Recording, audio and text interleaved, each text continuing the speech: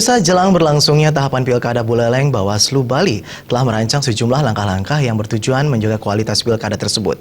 Salah satu yang menjadi fokus perhatian Bawaslu Bali menyangkut antisipasi mobilisasi masyarakat maupun PNS untuk digiring mendukung kandidat tertentu.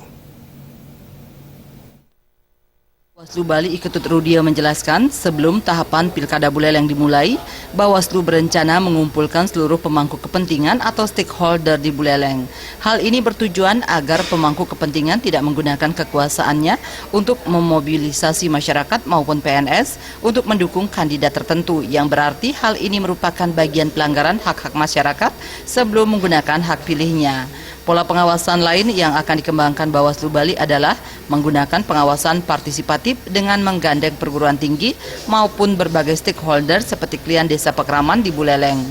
Bagaimana pemangku kepentingan ini tidak menggunakan kekuasaannya untuk memobilisasi masyarakat yang sesungguhnya di sana itu sudah sebuah pelanggaran daripada hak-hak daripada masyarakat. Itu sama dengan sudah menekan masyarakat untuk mungkin menjatuhkan kepada salah satu pilihan, padahal dalam pemilu itu kan asasnya luber itu. Kemudian yang kedua, kami juga akan melakukan upaya-upaya dalam bentuk pengawasan partisipatif dengan masyarakat, baik dengan perguruan tinggi setempat maupun dengan para pemangku kepentingan. Yang terpenting adalah ini kami akan lakukan dengan para klien desa Pekraman. Kalau klien desa Pekraman ini kan mereka di regulasi pilkada ini kan tidak diatur. Tetapi para klien desa Pekraman ini memiliki peran sentral karena dia adalah tokoh. Apa yang dikatakan oleh mereka pasti akan sedikit tidaknya diikuti oleh masyarakatnya. Ini berpotensi kalau dari konteks pemilihan, ini berpotensi terjadi pelanggaran karena seolah-olah mereka sudah menekan agar dia menjatuhkan kepada salah satu pilihan.